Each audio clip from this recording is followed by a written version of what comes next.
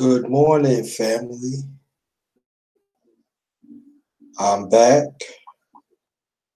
Um, I want to do a story. This is late box. Good morning, family. Hold on. I'm back. I want to do a story. This is late. Okay, sorry about that. Let's start this again.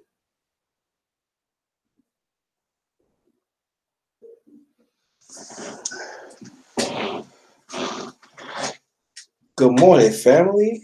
Again, welcome to my channel, The Underrated Darkness. Gab Talk Media had done an interview with me. It ended almost, I said about almost 2 hours ago. I want y'all to check it out. He interviewed the one and only Underrated Darkness. So go to his channel and check that out. Again, welcome to the Underrated Darkness. We're going to read about the late, great Bob Foster, the boxer, one of the great light heavyweight champions. Also, he fought heavyweight. We'll read about him and any boxing head that come through. You want to get on the panel. That might can happen. If not, it can happen another time. We'll wait for some more people to come in.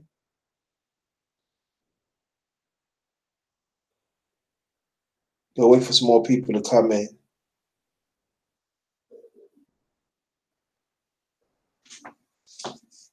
For watching now.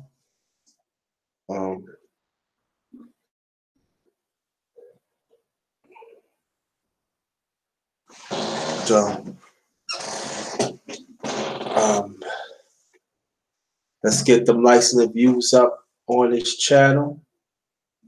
Let's get them likes up on this. I'm sorry, on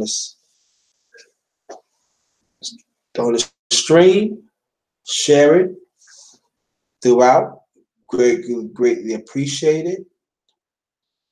Also,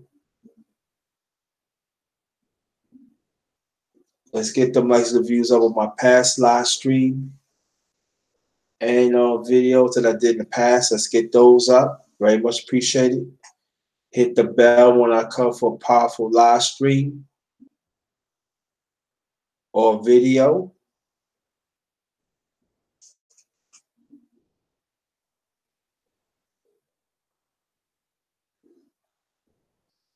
Gonna wait for some more people to come in.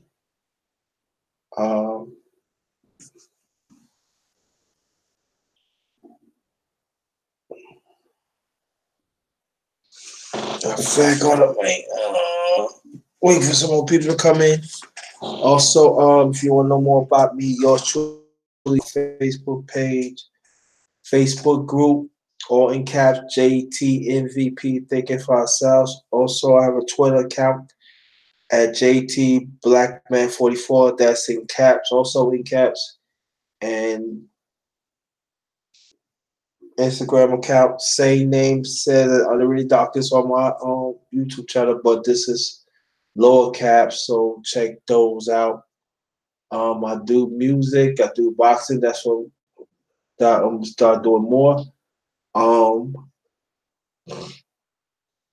Also, I have my own sports show every Monday, 7 p.m. Eastern Time. Monday night, 7 p.m. Eastern Time, with my brother. My brother and co-host Chief Stay Sleep. Have my fellowship dinner every Sunday. I'm trying to maybe try to stick to 6 or 7. So it's all about we fellowship together, we eat, talk, even hang out, have fun. So watch out for that.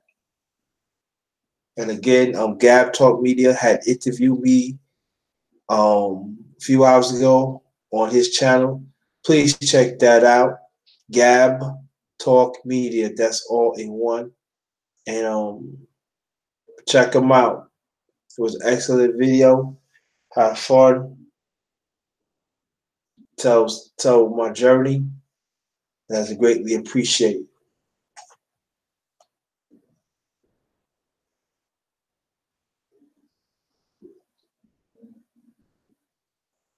What's going on, Capo? How you doing?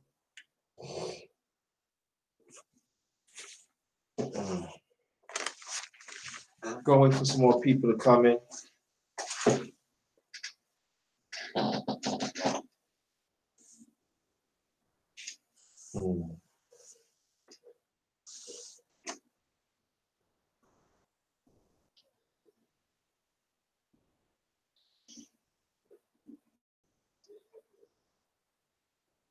Mm-hmm.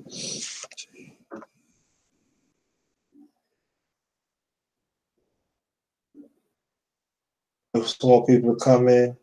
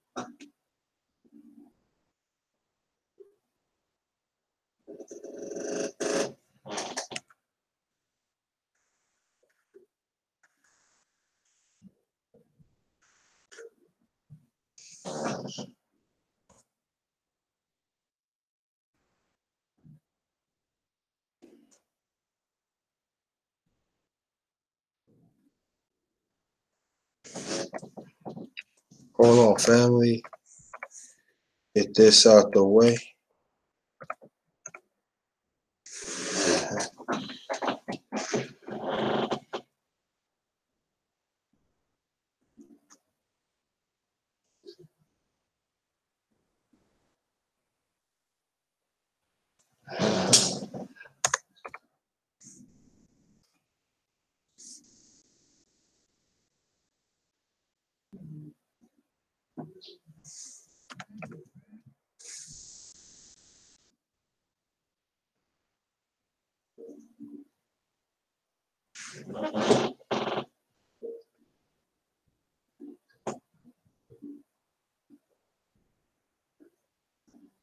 I'm good, Capo. I'm good. I'm good. Like I said, I'm waiting for some more people to come in.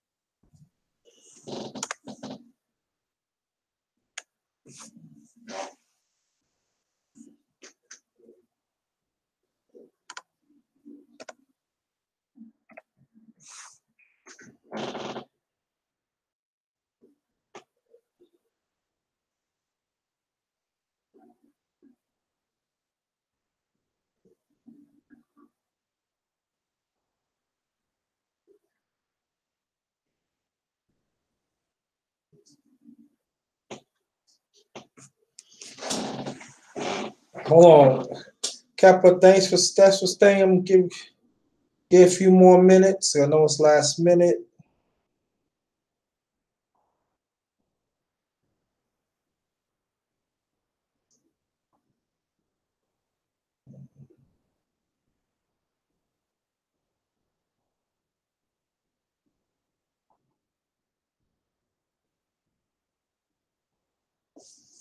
Give some time.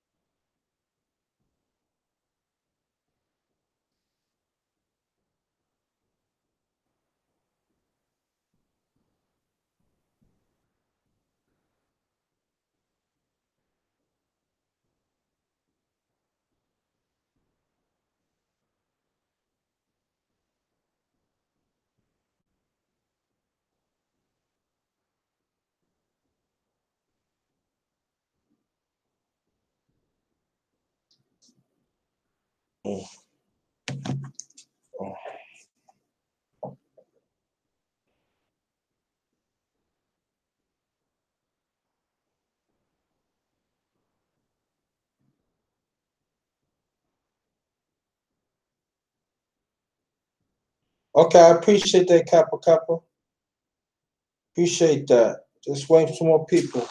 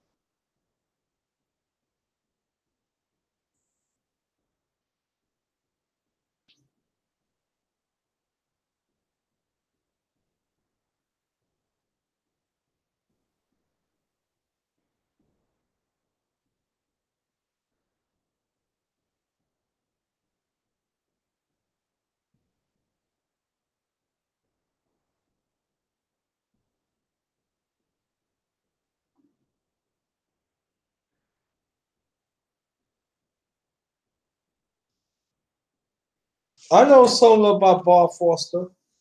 I know a little something. Waiting for some more people to come in.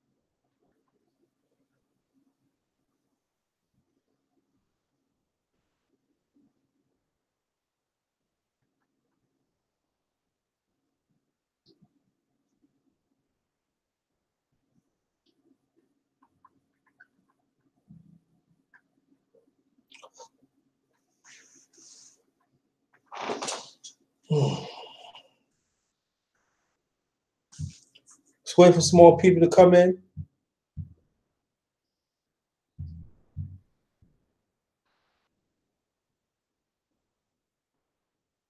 Don't worry about it. Go wait for a few minutes. Come in. Hold on.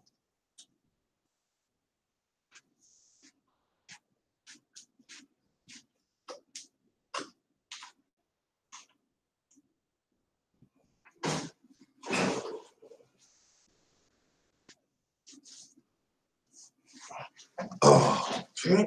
Let's see.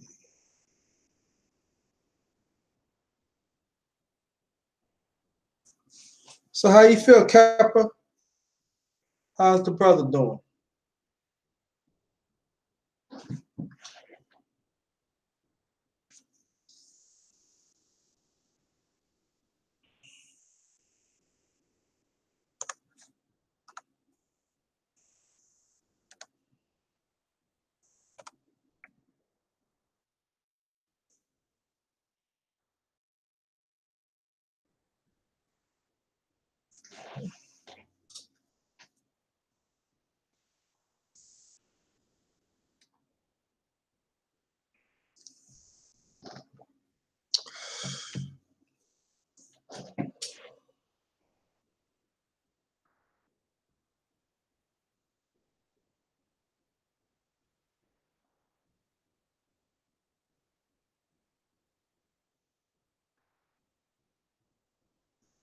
So we're gonna read about the story.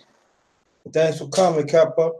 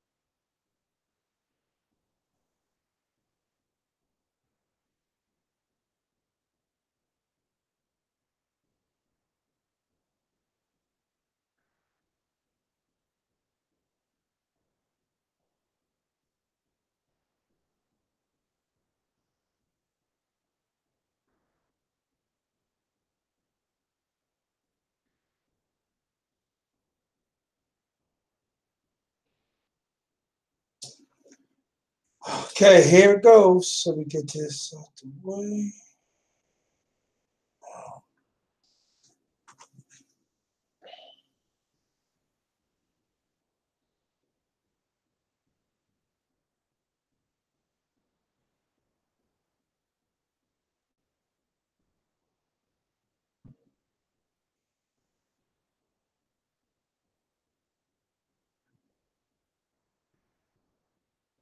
Let's see. Okay.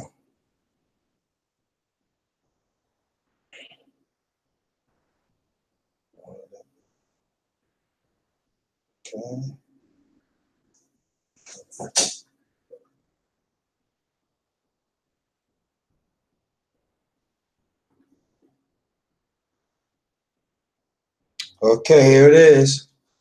Bob Foster,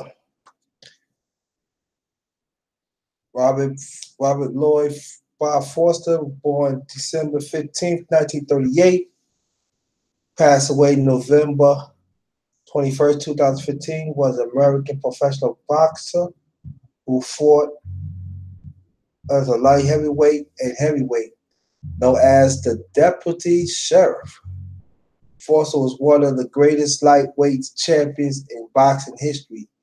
He won the world lightweight title from Dick Tiger in 1968, fourth round knockout, and went to defend his crown 14 times in total from 1968 to 1974. Foster challenged heavyweight kings Joe Frazier and Muhammad Ali during his career, but was knocked out by both fighters. The fight with Ali was not for a world heavyweight title, but for the regional NABF version.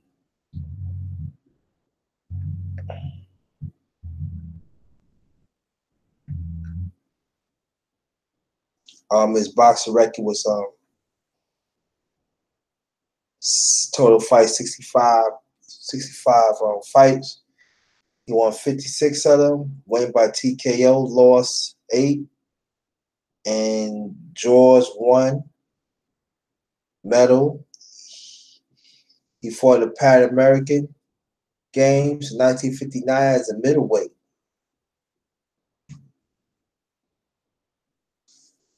That's good, pretty good. Foster started his professional career on the night March 27, 1961, against Duke Williams in Washington, D.C., winning by knockout in 2 rounds. The first 12 bouts of his career spent campaign in the United States, Eastern Coast, and in Canada. His 10th in his 10th bout, he made his first multiple forays into heavyweight division. It suffered his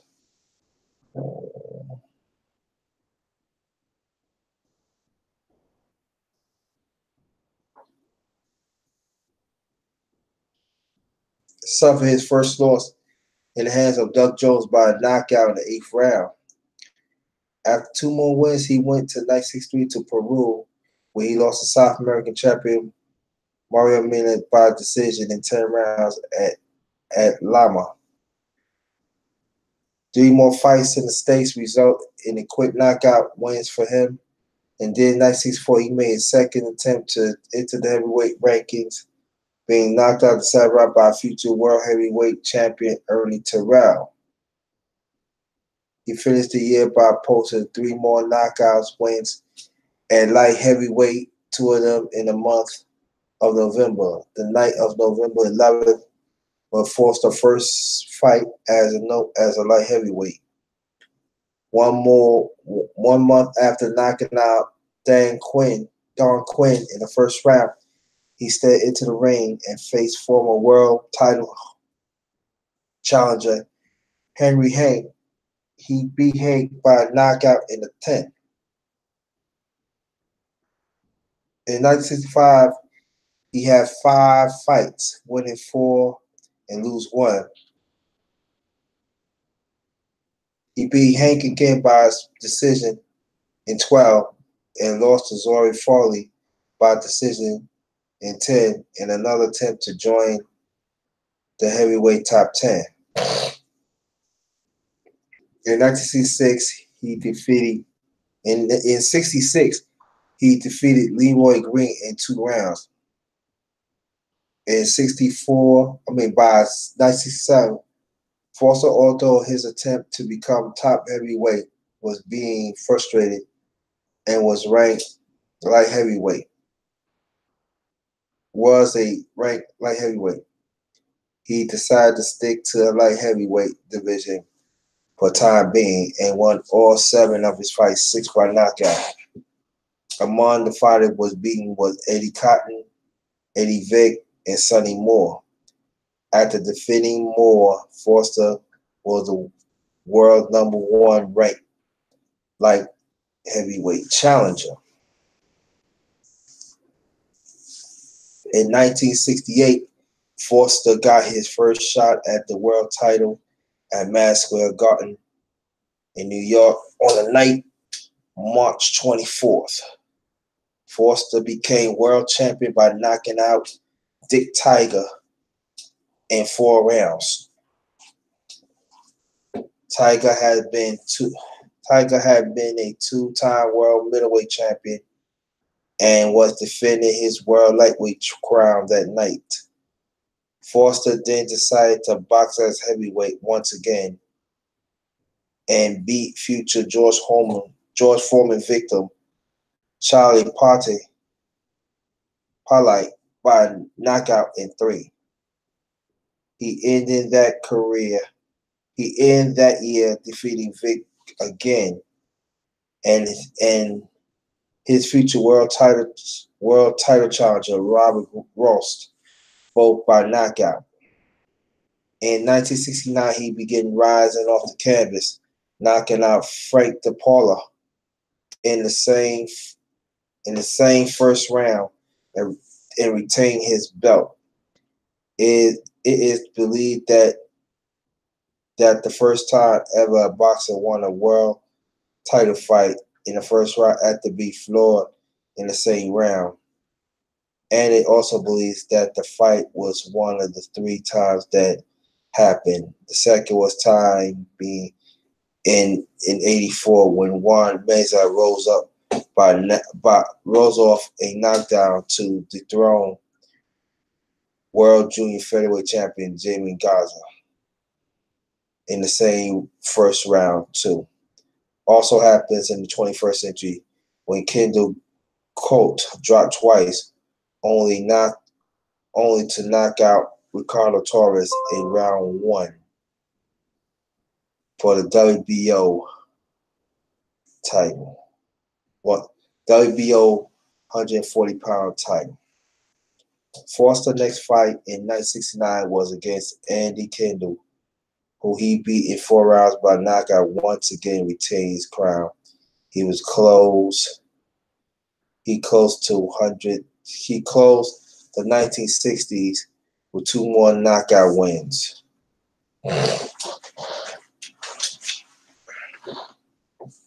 In 1970, Foster made 2 more trips to the heavyweights.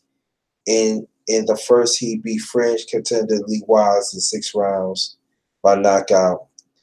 This was followed by a return to light heavyweight division to defend his title against Ross. Infatuated by some comments that Ross' manager made before about concerning the fact that even though Foster knocked out Ross in their first bout, he was not able to drop him. Foster dropped Rouse 5 times in a route to a fourth round knockout victory. A knockout in 10 to retain his title against Mark Tresman followed, and he was given the chance to challenge for the world heavyweight title, facing world champion Joe Louis on the night of November 18th. November 18th in Detroit. He was knocked out in 2 rounds.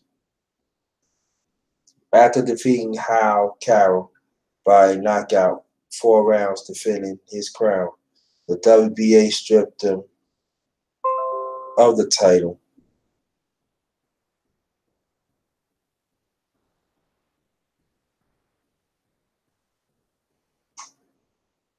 But remained world champion of the WBC. Foster became enraged at the WBA, was perceived to have Vincent Rondon of Venezuela and Jimmy Dupree to fight for the world title. Rondon won, become the second Latin American world heavyweight champion after Jose Torres, and Foster set his eyes on him. Foster went to defend his WBC title, and he defeated challengers Ray Anderson, Tommy Hicks, and Brian Kelly.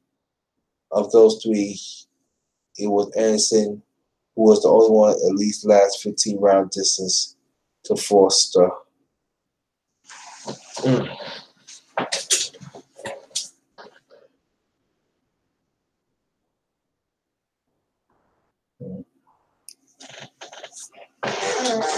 Ali and Foster. Foster and Ronda met in Miami on May 7, 1972 in a unification bout. Foster became undisputed world champion once again by knocking Rondon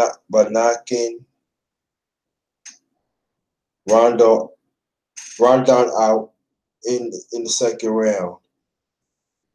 In his next fight, he used what many critics had called one of the best punches in history, retained his title by knockout in 4 against Mike Quarry. Foster went up in weight to face former future world heavyweight champion Muhammad Ali in what was a legendary referee, Millsley's first bout of note as a referee. Foster lost to Ali in a knockout in the 8th round and after being knocked out 7 times. In 1973, Foster retained his title twice against Pierre Poirier, both by decision.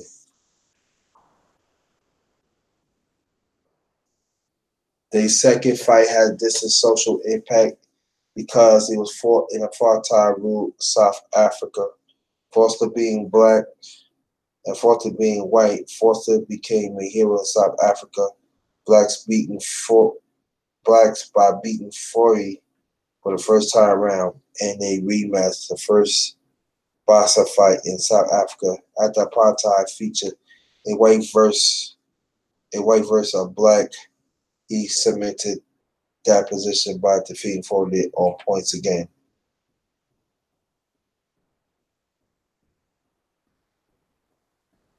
However, as Mark Matabane noted that of his autobiography, Coffee Boy, South African black population also felt betrayed by Foster since he didn't address apartheid during his time in South Africa.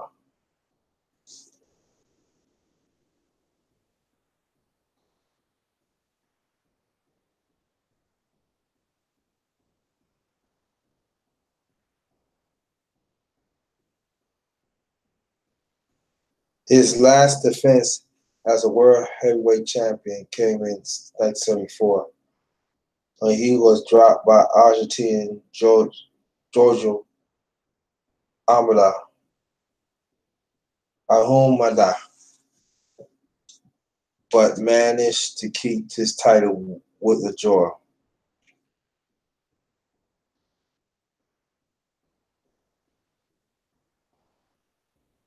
After that, he announced his retirement, leaving World Heavyweight Championship vacant. Foster returned to the ring in 1975, winning a series of 10-round contests before retiring for good.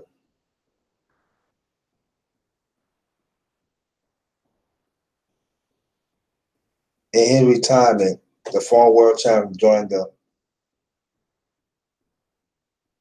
Bernardo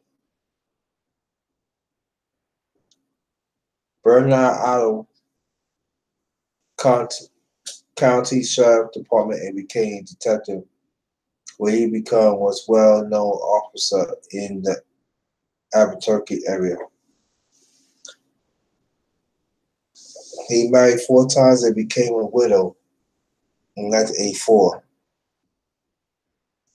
He was inducted into the International Boxing Hall of Fame in Castatola, New York in 1990.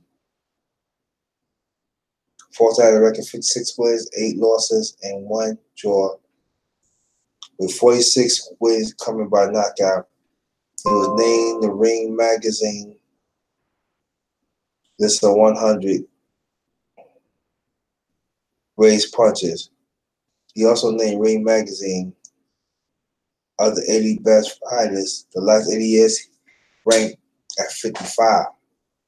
Foster died November 21st, 2015 in a hospital in Albuquerque, New Mexico at the age 76.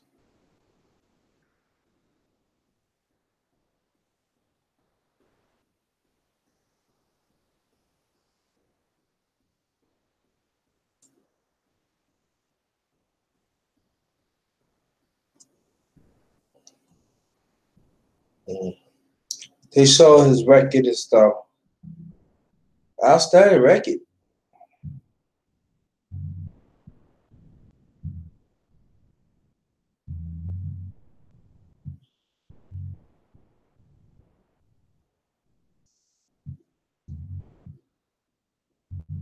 Look at that go through his wow.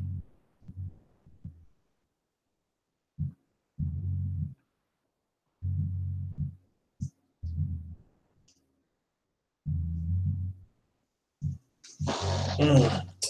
Go talk about him for a few minutes. See anybody come in. So Kepa, you still there? Let me know.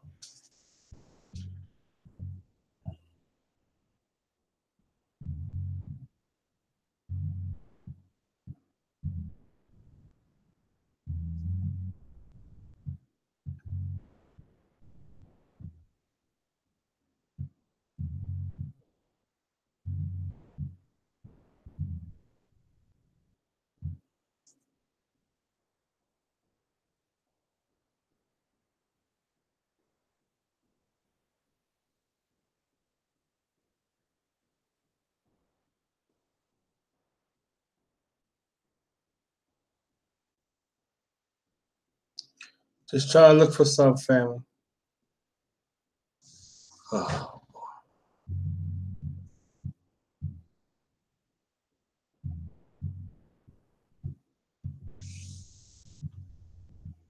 Well, we're gonna talk about. I'll talk about Bob Foster. He was married 4 times.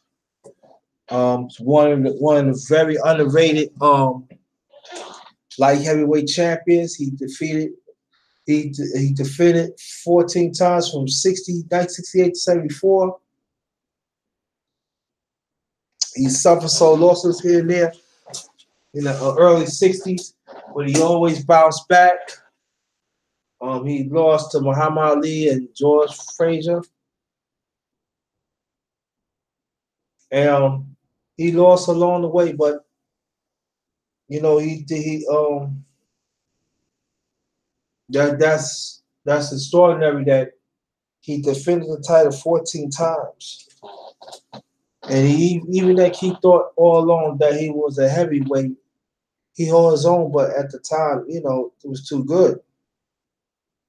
So in '68, he came to his senses. They fight light heavyweight.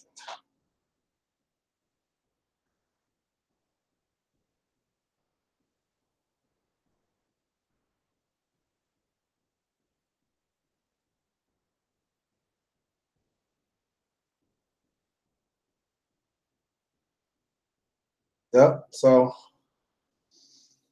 here's a man he built. Here's a man never gave up. After that, they say he became one of the best cops in Albuquerque. But his signature um, punch was the left hand. He had a wicked left hand.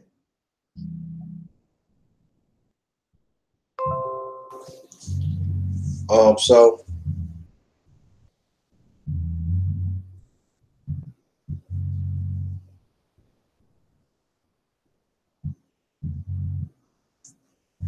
great man.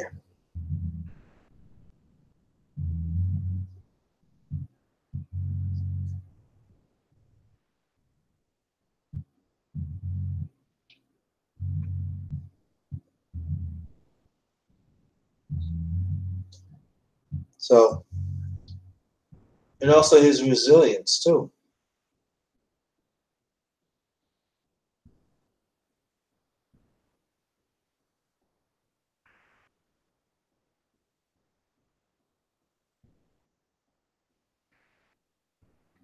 So salute to the brother. Also, he won a Pan African Games. I think he won some in '59.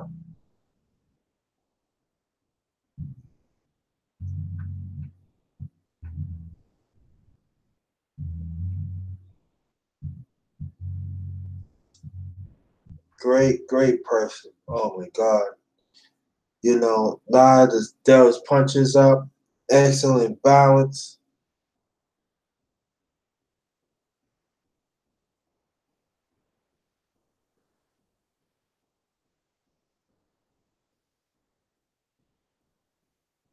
So 46 wins.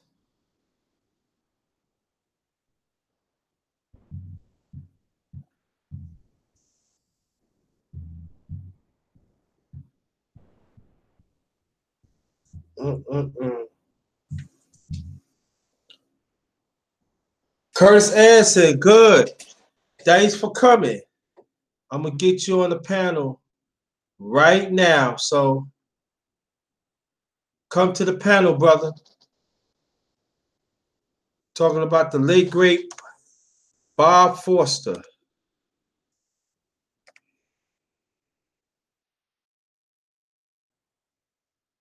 All right. All right, Kurt. All right, Sugar, come to the panel.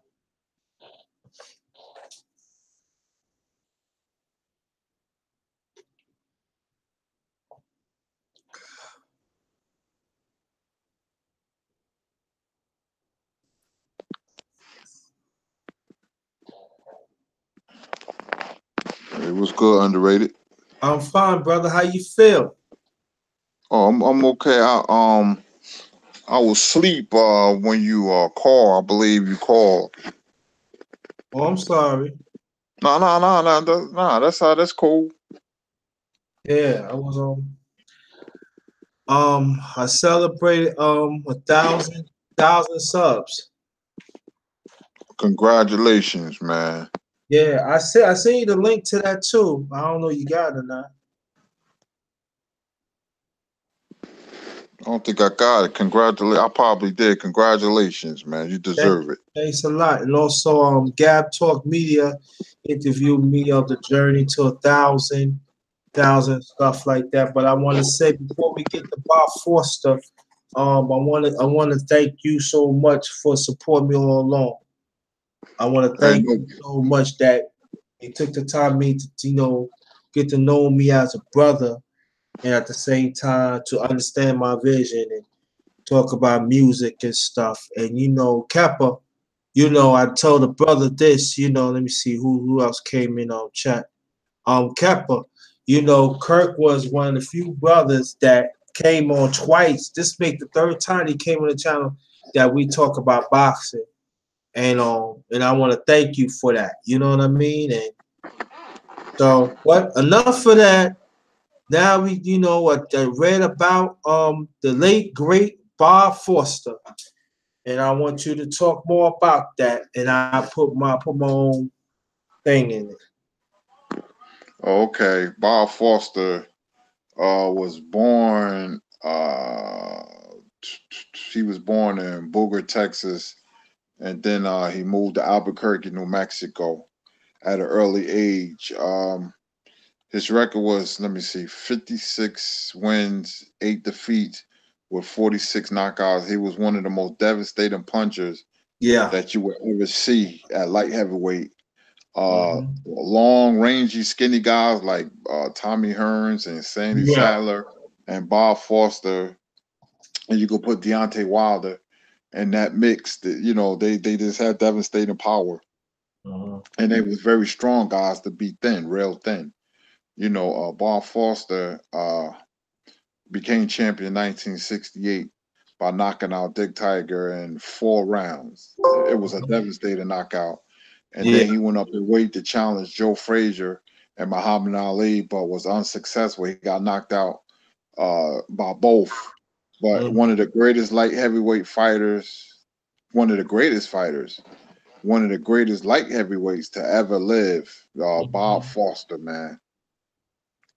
Yeah. Lethal puncher. Lethal. Lethal puncher. But a lot of people thought that he could knock you out with left hand, but he had a pretty good straight right. He was an excellent body puncher. Always make sure that he's balanced when he threw the fight, when he throws punch. He always, to me, he was very underrated. One Yeah, type fight, huh? yeah. I'm sorry, but yeah, he was 6'3". He Right. had great balance, man, and great technique. People don't realize in boxing when you a puncher, punchers are born. You Uh-huh. can improve by having power in your waist Mm-hmm. and your shoulder and balance. But he was a born puncher like Joe Louis, Mike Tyson, Ernie Shavers, George Foreman, Julian Jackson. If you go and look at his highlights, it was like a human highlight film. His knockouts was devastating. Yeah. Later in life he became a deputy sheriff. You Right. know, and I remember my father used to talk about Bob Foster when I was young. But him moving to heavyweight and fighting the great Ali and Frazier was too much for him. He couldn't, really he wasn't strong enough. So he was brutally knocked out in 2 unsuccessful attempts for the heavyweight championship. But in his prime, man, I put him right up there, in the list of devastating punches. Yeah, what's so impressive to me at the time that when he was fighting and started fighting, he took some losses, but he bounced back and he kept on and kept on and kept on, and finally got the title shot in '68 as the Tiger, and he defended it 14 times.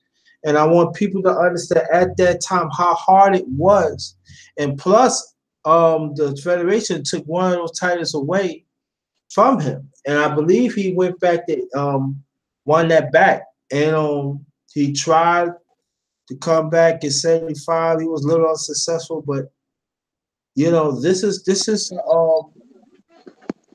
fighter that you right. It was a highlight film. It was like God that I remember he threw this left hand to this I forgot his name. I'm telling he knocked him out cold. Well, I remember he went to Peru and he fought a guy named Mauro Mina. He lost by Right. decision. And plus, Mhm. he was knocked out by Tammy Terrell brother, Ernie Terrell, who Ali beat.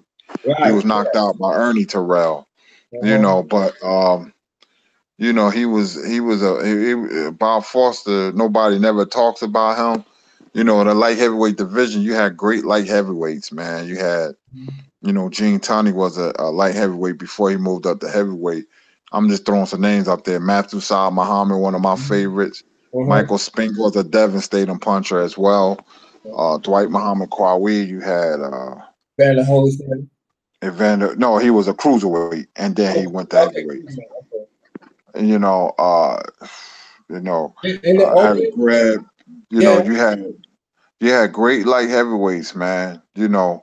Um, I would love to match. I would love to see him and Spinks fight because Spinks was awkward. Spinks had the Spinks jinkies to knock people out with one punch, and Bob Foster had a great left hook, but he had a right hand too. He could hurt you with either hand with any punch. Like I said, he was a born puncher, man. If you go look at Bob Foster and just watch him, man, his balance and the way he delivered his left hook, man, was a thing of beauty. Uh-huh. Would you know he remind me of a little bit? Sandy Saddle. Yeah, yeah, I can see the resemblance, the body types, and the way they threw their punches. They threw them with main intentions. I Oh, thought he was gonna kill Dick Tiger, man. The way he oh, was laying in he the did. canvas, Yeah. I I, was like, wow, man, she was concussed, I thought man. he decapitated him. I thought, yeah, I said, yeah, call the mortuary because because the way he did to him, but you have to understand, it was to me he's found that very underrated and stuff like that. That's why like it to me. I said I'm gonna read about Bob Foster, you know, because Yeah, he don't get noticed that he should, you know. it's a shame. You gotta be a real boxer fan to bring him up. It was so long ago. Like I said, it was 1968. I was born in '66, so when he won the title, I was only 2 years old. But like I said, being taught by my father always, brought him up. Then I started doing watching him, as a young kid. I said, man, this dude can punch, man. I didn't understand how skinny he was at that time, who could generate so much power. Yeah, you know. yeah. He one of those that I could do some. No, you can't. And Naki, I'm talking about.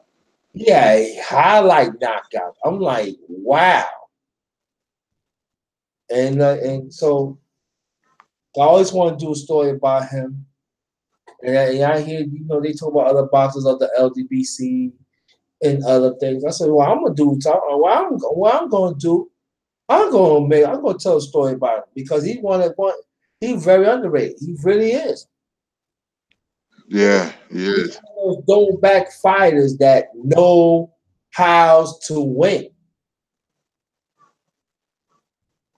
Yep. And I don't care what style you throw at him, he's gonna knock you out. Yep. 56 wins, 46 knockouts. That goes to show you he was a devastator puncher. Yeah. And so now, now we talking about Forster. Now there's a fight that is coming up right now, um, with with Furry and Wilder. And how do you see that fight is in your thing?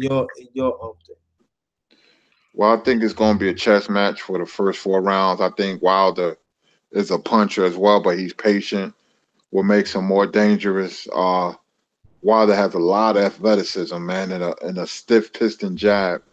I think Fury's going to try to move away, and he's going to try to box and frustrate Wilder. That's his only chance. Um, First 4 rounds, they're gonna fill each other out. I think after the fifth round, you're gonna see Wilder closing the distance, and then I think he's gonna knock Fury out in 9 rounds. So I got Wilder TKO in 9. I think he's gonna land that left hand. I was watching him train. He's trying to develop a left hook. If he do that, man, he's gonna be hard to beat. He already hard to beat, but I see Wilder by TKO. Yeah, I think for me that I see that I think that Furry's gonna try to be cocky because he figured that I could do make some moves like that, and I did believe that the left is going to be there all night. But I feel that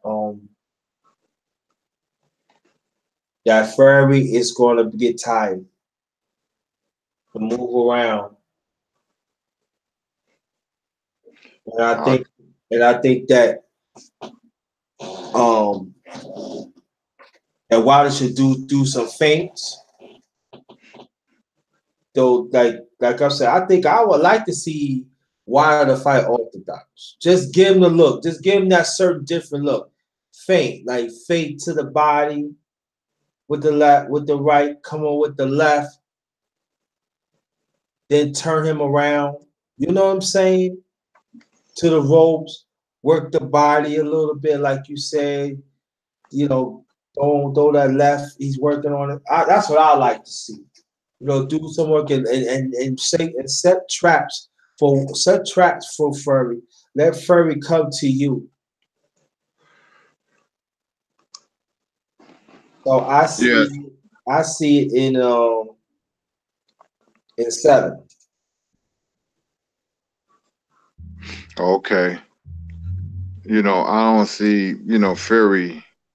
See, people don't understand Wilder patience, and it's hard to beat a one punch knockout artist who's patient.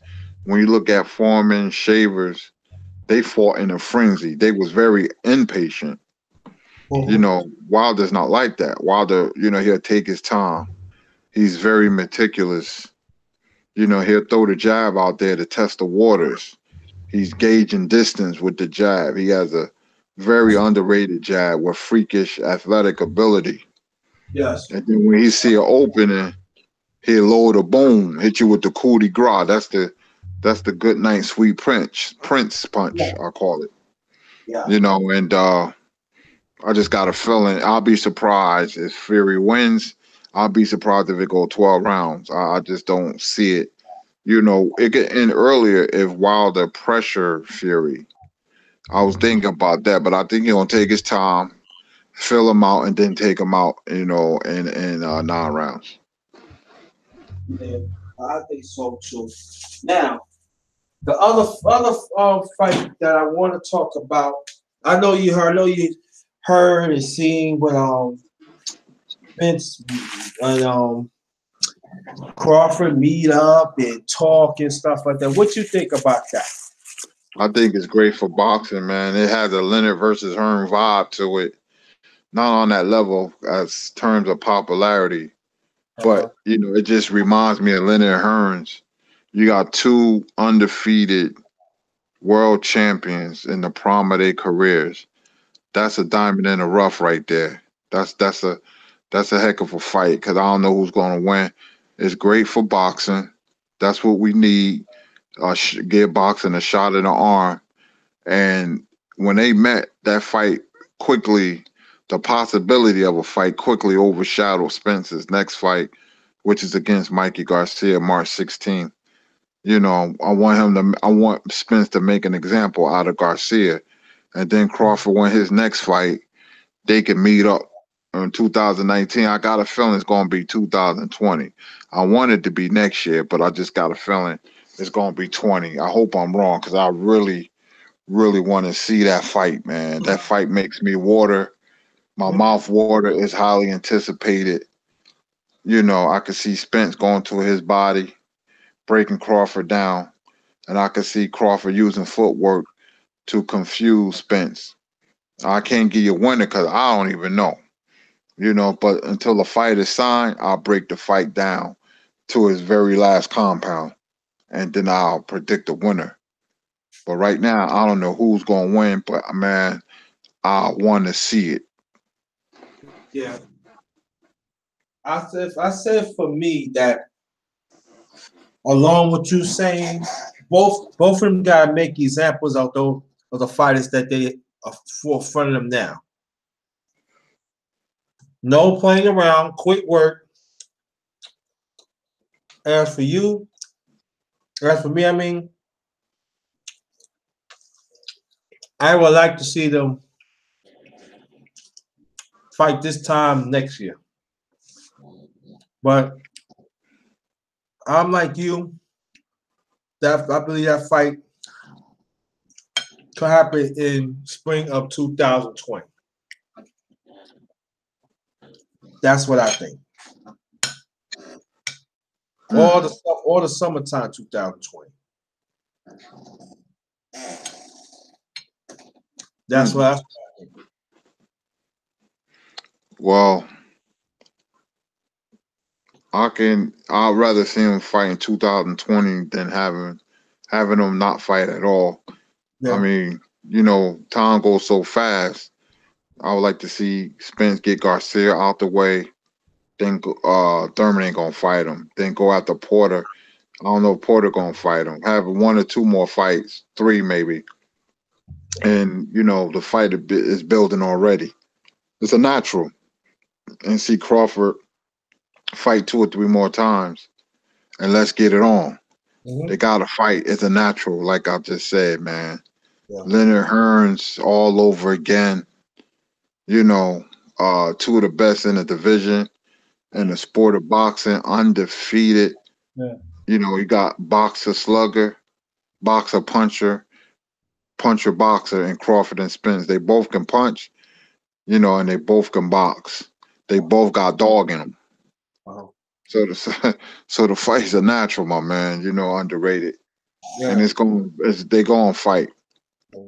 That's the fight I want to see really, really, really bad. Yeah. But I want to see. I want to see. I know it's outreach thinking. I would like for Spence fight, Spence fight Porter, and Crawford fight Thurman. Right? Get those belts out the way, and so when they meet each other, winner takes all. Hmm. That's what I would like to see. To me, if if I was a promoter, get them out the way. You have one more fight within 3 or 4 months. Get that out the way and make Thurman and Porter fight. Nah, you ain't waiting no more. Well, Porter and Thurman act like they scared of Spence. You know, um, I would like to see him get more belts too. Like you said, be winner take all. That would be fun. I don't see it happening. I don't even know Porter going jump in the ring with Spence. Thurman might go after Pacquiao if Pacquiao beats Broner. That's what I'm thinking. Porter fighting you guys, you better be careful, not underestimate you guys. You guys, you Yeah, know, you better be careful. But they gonna stay away from Spence. So I'm glad Spence fighting Garcia, even though he's a smaller man. He called Earl out, so Earl got to make an example out of him. yeah. And Crawford might fight some dude, Kavakakis, that's his name. He fought last week. Right. After Crawford whitewash him, they can, the fight is slowly building. You don't gotta say nothing. The fight is building. When they met face to face, it just put a charge into you as a fight fan Uh-huh. that they gotta fight. Yeah. I just don't like the fact that they're building the fight's going to happen while Thurman and Porter they gonna fight number phantom people. That's not right. Why they gotta stay on the sideline and pick what they choose? You the best, and they make it so bad. Thurman is that he's the super champion. Yeah, he should have been stripped. He fighting Josecito Lopez on January 26th. And Porter fighting you guys. I forgot when that fight. It's soon though. Fighting him. So they might fight each other or Thurman might go after Pacquiao. It depends. I'm telling you like this: if that's gonna happen, I'm not watching that fight. I'm not watching that fight because there ain't no use. For what? Why you fighting for? Because I'll be packing that. Come on, Packy. Come on now. Me and Packy, like Broner. I think Broner could beat him if he just let his hands go. Yeah, if he let his hands go, I just don't have no confidence in Bruno. AB stands for always a bridesmaid to me. Yeah. Second, never a bride because he never won the big fights. But I just don't have no. I know he has skill, but I just don't Yeah. have it in him. He just don't have it in him to go to the next level or be the A-list fighter Oh, like Pacquiao. Man, you gotta want it, man. In boxing, you gotta want it. You see the yeah. Maurice Hooker fight, he wanted it. He fought in the guy hometown. He got knocked down, he got up and knocked the guy out. So you gotta want it. The temperament of a fight is very important. Yeah. Yeah. I agree on that. You right. He got one. Well, I think I had this slim thinking, and tell me if I'm right or wrong. If you see the press conference, Yeah. Pacquiao, Pacquiao really like AP. He's like, yeah. I like AP, you don't let punk out like that. To me, that should be inspiration. Okay, now I'm gonna knock your ass out. I hope because why all of a sudden, Pacquiao, Pat, you wanna fight AB, right?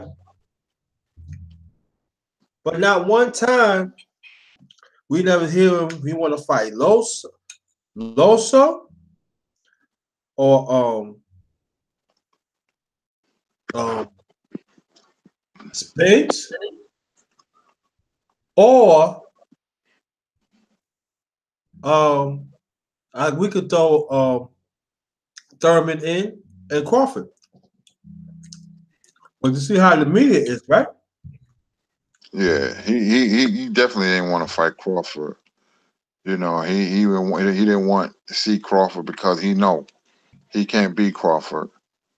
But he figured I can beat Bruner because Bruner ain't gonna let his hands go. So that's why the fight was easy to make. Oh, You know, Pacquiao always picked his opponents carefully, man. Weight drain them or whatever, but always get a pass for doing that. cherry picking. Yeah, that's what I like about him. He always get away with cherry picking.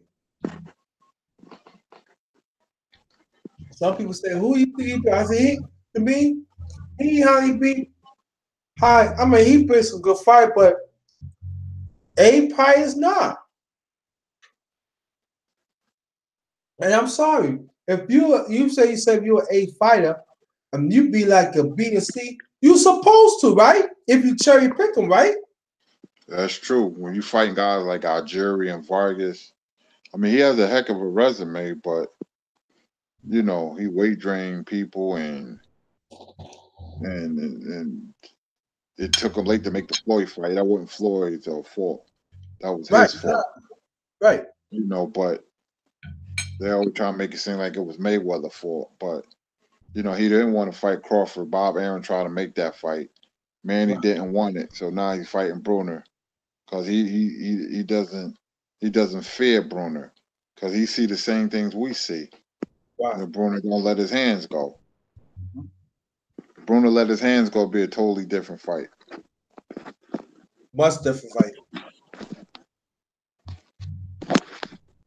But he got to let his Hands go. Now the Mikey, the Mikey and Spence fight. What round you think that's going to end? I would say 7 or 8 because I think Spence gonna break him down, go to the body. I think Mikey gonna try to move, but he ain't that type of fighter. He doesn't have that athletic ability like a Pernell Whitaker or Right. Floyd Mayweather or Sugar Ray Leonard or Robinson, where he can move away, fight off the back foot or whatever. Not at that level. No, he's He not. he trying to work on it because he can't fight another way. He holds this position. That's how he fights. You know, and he don't let you back him up. But Mikey don't like pressure. I was watching the Salido fight. He don't like pressure, and he quit in that fight because of his nose. But see, Earl got a lot of dog in him, man. Earl gonna keep pressing till he knock him out. But see, Earl gonna break him down to the body and then go up to the head. Mikey knows always give him problems in fights where you land jabs. It gave him problems at Limpinets. It gave him problems against Alito. That's just something that happens. But Earl gonna break him down, man, to the body, and Earl gonna cut off the ring. But he act like he Sugar Ray Leonard, and he gonna move and razzle dazzle. He ain't that type of fighter. He don't have the athleticism like that. No. I said to be Spence, you gotta be athletic. Yep. You got to Yeah. switch your levels, throw Right. combinations, stuff like that. And Mikey think he can do it. He say he see something. I don't know what the hell he see, but I just don't see it. I think Spence gonna break him down very nice, go to the body, then start going to the head. And I want Spence should be very aggressive. As soon as the bell ring first round, you gotta make an example out of him. Show him that you mean business. To a certain extent, make him quit. Like, oh, Absolutely. I don't belong here. Yeah. You know, Exactly. That's the mentality Spence gotta have, and he does have that mentality. 'Cause Mike ain't been talking, man. a lot. His fans been talking. I'm like, Spence ain't saying nothing good. When that bell ring, you go over there and you make him pay. Uh-huh. You dig to his body. You make him use the bathroom in the ring. You dig to his body. Then after a couple of rounds, then you start going up top, and then you mix it up. Close the distance, then get him out of there. Yeah. Like I said before, a month ago, it better be a hospital waiting nearby. Better have ICU unit waiting. Cause it ain't gonna be good. Like Nah, his Mikey is fan not. his Mikey is fan not base. athletic fight. He's not athletic. That's what people. I be telling these people that are like, yo, you don't know. He is not athletic.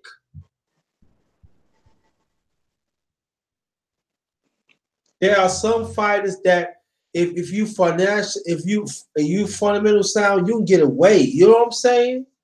But there are some fights you gotta be at the fundamentals and everything. You gotta be athletic to be some fighters these days. And Yeah, Spence is one of them. yeah, When you have skills and athleticism, man, it changes everything. Look at every all the great fighters from the past, man. Muhammad yeah, Ali, you could see it. Sugar Ray Leonard, yeah, Robinson, Mayweather, they was great athletes who had great skills. uh-huh. That's why they excel in boxing. Mikey ain't like that, man. You know. So I don't know what he see. Tim Bradley say he see it too. Coon, Tim Bradley. But that's Nah, another topic. But yeah. I want Spence to go in there and break him down, then get him out of there, punish him. That's what I want, man. Make him They cough talking up too much. blood. Make him piss blood. That's I'm the maybe it's mean to say, but this is what I'm saying. Yeah, don't get reckless. Fight like you normally fight with the Uh-huh. aggression, you know, and stuff like that. With a lot of aggression, cut off the ring. They gonna try to move and he, he picked Spence because Spence come towards you. See, that's why he didn't want to mess with Crawford because Crawford got too much maxi and savvy. His feet too Right. good, and Uh-huh. they can't be fighters who move like that. It's footwork, footwork. The foot the lack of footwork is like a blind man without a cane. You Right. know, a boxer's footwork is everything, man. You can when you can fight left to right, back on up, forward in the pocket. You can change levels. You can, go anywhere in the ring. It's a beautiful thing. Yeah. And that's what the fighters of today. Why it's so different from years ago. Those fights because those fighters, even when they was fundamentally sound, they fight. They could fight either way. You know. Yeah, Ali in his prime, man, had beautiful footwork, man. Yeah. Beautiful footwork. I mean, him and Floyd too. And Leonard too. They had beautiful footwork, man. It's hard beating them kind of fighters. Yeah. And also Sugar Ray Robinson too. Definitely. He just wanted to go to war all the time. If he said, you know what, I'm a box, nobody wouldn't have beat him. But he stood there. He moved when he wanted to. He stood there most of the time, and he went to war. That was his temperament. Yeah. He was a warrior, Mhm. But Spence, man, I want him to make an example out of Garcia, man. His fan base talking too much, Yeah. I remember running off at the mouth. running off the mount. Before I get back to the subject, I remember like last week I seen Sugar Ray Robinson for Gene Fullmer. I'm talking about the perfect left. I'm like, wow. And he was losing the fight too. Yep. And I'm saying, I want to explain to people how was big was that because that was during the twilight of Sugar Ray Robinson's career back in '57, and the comeback catch it with this left. I'm like, wow, The perfect punch. the perfect left. I call it the best left I ever seen in my life. Yeah, because it was short. It was short. It Short, was beautiful. right? It was a short counter left that you could sometimes you like, whoop, like, oh, and like, wow. And so it's that's how I respect the fighters back then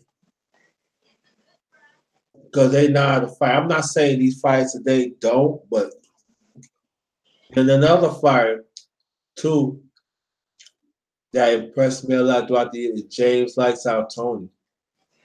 Yeah, Tony was special, man. Could fight in the pocket, man. One of the best fighters that can Yeah, beat you in the middle of the ring. He could fight in the side of a telephone booth, him and Floyd, and you can't hit him. Plus he could fight against the ropes. They had a lot of similarities. The shoulder roll. Yeah, yeah, Tony was special, man. He really was. yeah. Tony was so special, and Tony one of the few fighters now to roll with his now like somebody trying to play. He now to roll off with it and counter at the same time. Yep, absolutely. I was I like, love the way he fight. I love the way he fight. oh, yeah, sweet science. I told, and another fighter too. That we did talk about when you came to my town is Marvel's Marvin Hagler. Another Yeah, one. the toughest fighter I ever seen in my life by far. Best chin by far. Mhm. Nobody takes Tommy Hearn's right hand flush. you know, and he hurt Marv, but Marv shook it off. Yeah. You know, he cut Marv like 2 or 3 times, and Marv just came forward. See, that was his temperament. You know, seek and destroy. You Uh, know, one of the greatest fights in boxing history. You know, he hunted. He didn't walk Hearns down. He hunted Hearns down. It's a difference. He hun- he hunted Hearns down and then took him out. right. Marvin was an animal, complete animal, man. Yeah. I remember he fought John McCabe. Oh my God! Like wow. Yeah, Yeah, y'all gonna stop the fight? yeah. I thought, Mugabe hit him with an uppercut in the 4th round, man. That would have knocked out a horse. I was at the Capitol movie theater, closed circuit, mm, watching it. You hear the punch way across the movie theater, and Hagler just smiled at him. I said, "Oh my gosh, man, you got to be kidding me!" um, And Hagler just took it without flinching. I said, "Wow." but you know what? I think that the fight when Hagler fought Sugar Ray Leonard, I believe to this day that Sugar Ray Leonard should have gave him the rematch, but I think he didn't want to because I think No, he, this is how I feel. I feel that Bob Hagler would have picked him out. well, Leonard was a smart fighter in and out the ring. See, he didn't want to fight Hagler. You know, he picked the right time to fight Hagler. Yeah, You know, he invited Hagler to announce the fight. Hagler sitting up there with a tuxedo, only to tell him, you know, that he ain't fighting him. He made Hagler look like a sucker. That was a itch move by Leonard yeah, to do that. But that's how Ray was. Ray was a pretty boy, but he was mean though. People yeah. don't understand how mean he was.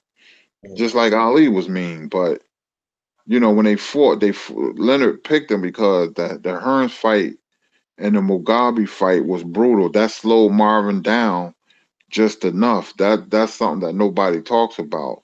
Right. Those 3 rounds of hell slowed Marvin down, Uh, and then the next year he had a tough fight with John the Beast Mugabe, where his eye was closed. You know, mhm, he knocked Mugabe out in 11, but Mugabe gave a good account of himself, mhm. and Marvin put him away. You know, but after that, Marvin wasn't the same, and Leonard knew that. So that's why he said, you know what, I'm coming back and fight this dude. Right. And he stolen rounds. At the end of the round, Leonard was flurried with 10 seconds left in the round because Marvin was not only fighting Leonard, he was fighting his aura. You know, Right. people forget Leonard was a superstar, man, a superstar. Well, he was, yeah. Yeah, he was a superstar. And in I think it was one fight when Leonard fought um, Hearns back in '89. And I remember I watched that fight, and you could tell Sugar Ray came in, look like as usual, but if you see Hearns' demeanor, like, yeah, you gotta kill me to win this fight. And I never forget that. I already knew that Hearns could box. I just felt that in the early his career, he didn't box enough, you know. Hmm. And I think Right. that hurt him enough. That hurt him so. But what he did to Sugar Ray Leonard, and I'm being honest, and people said he won. I ain't seen no other fighter did that to me. I'm saying to me. I said, wow. And I think you see Sugar Ray Leonard for the first time, he felt defeated. This as like I said before. After that, Hearns went to unify like 3 more titles, and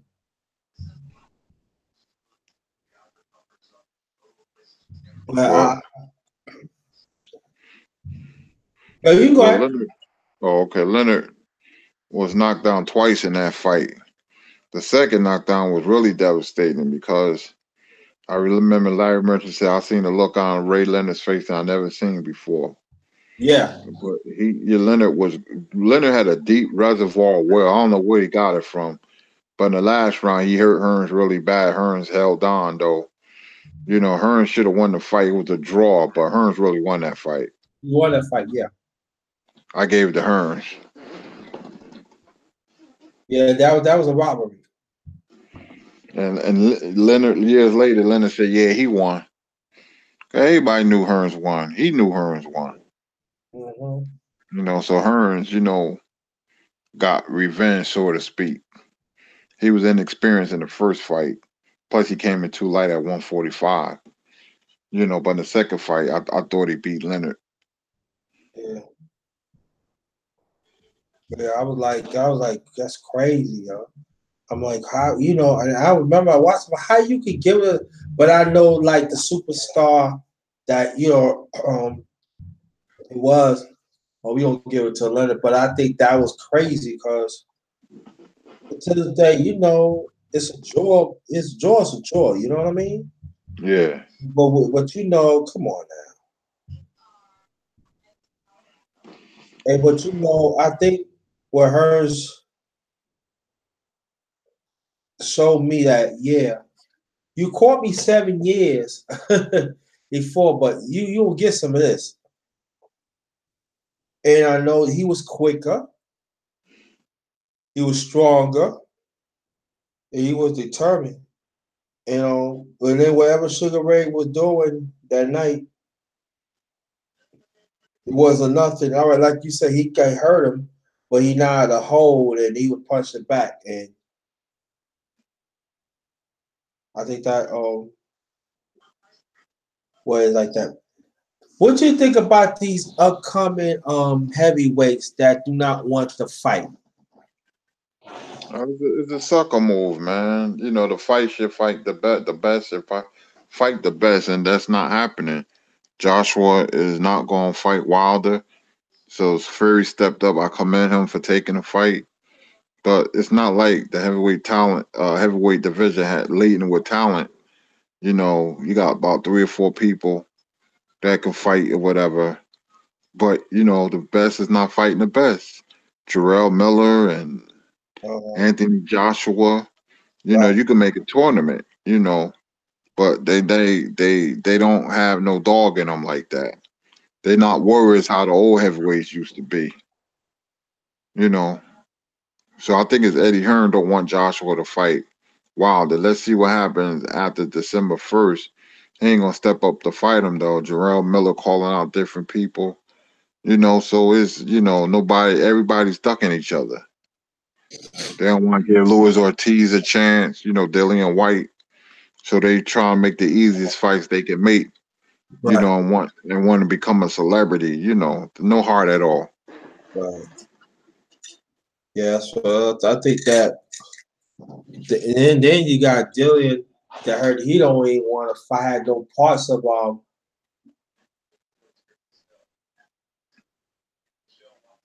Wilder. I like why, and then Luis Ortiz. Why they keep ducking him? You know what I'm saying? Yep. Let him fight. You know what I mean? You're right. I just want to see the best fight the best. Ain't gonna happen though. Too much politics. Too much BS in a boxing game right now. But you're gonna see a lot of boxing next year. I just want them to put on good fights. They gave Al Heyman that Fox deal, so you'll see a fight card every week throughout the whole year. Yeah, I think I just want Miller and them just shut up and just fight the best. Yeah, but they're gonna like avoid each other like the plague. you know, that's why I like Fury. He stepped up and taking on Wilder. If he wins, the more power to him. That showed, his mettle. You're not afraid. That's good. Mm-hmm. That's what he want. Fight the best gets the best. Yep. And then let's not forget that Joshua won that WBO title. So that mandatory is almost 2 years from now. Yeah. And to me, that Yeah. don't make no sense. Yeah. Well, he fighting April 13th. He probably fight Dylan White if Dylan White win in December. Then he probably fight Pulev. Then Usyk. Those are his next three opponents.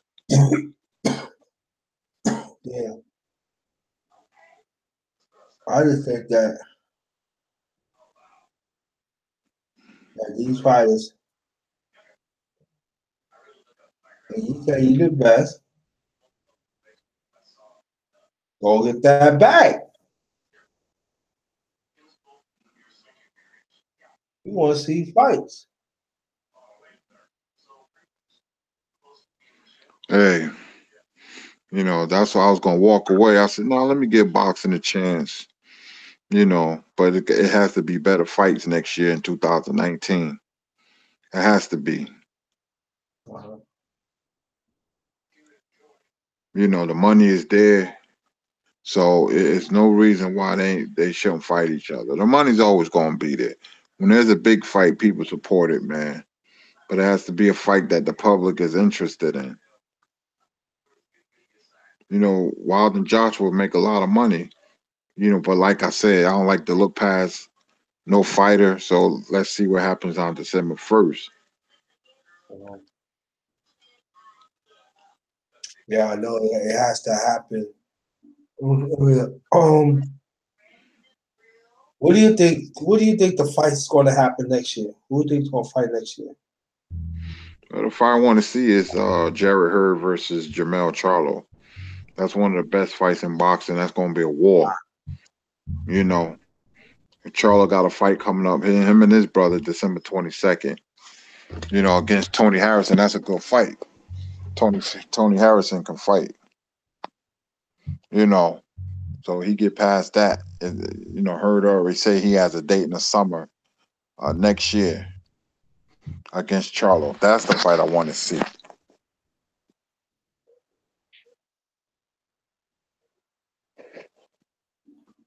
You know, we talked about Crawford and Spence. I don't think it's gonna happen next year, but that fight is gonna happen. They building it already. It's gonna be made. Charlo and Hurd. It's a good fight, fans fight. It's not gonna be real popular, but somebody like me and you, we enjoy that fight. 'Cause both of them champion in the same division. They'll be unified. Yeah, that's what I want to see. Unified belts. I don't want to see. I mean, ain't nothing wrong. You fight for the strap, but I want to see unified belts. Yep. I want to see one champion. It ain't gonna happen in the division. It ain't gonna happen because sanctioning bodies don't want that. They lose money. But at least you got two champions fighting each other. That happen next year.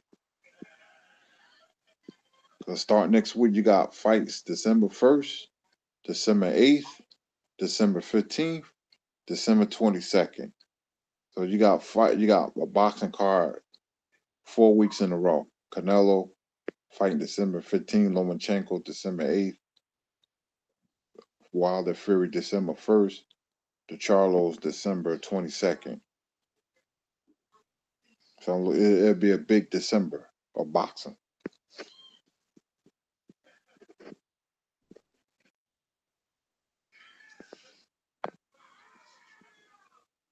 Yeah, I just want.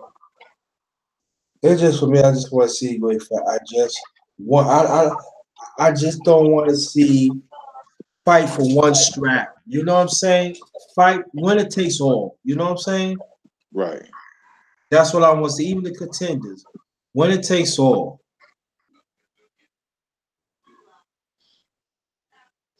Yeah, that's what we need in boxing, man. We need that. Definitely need that.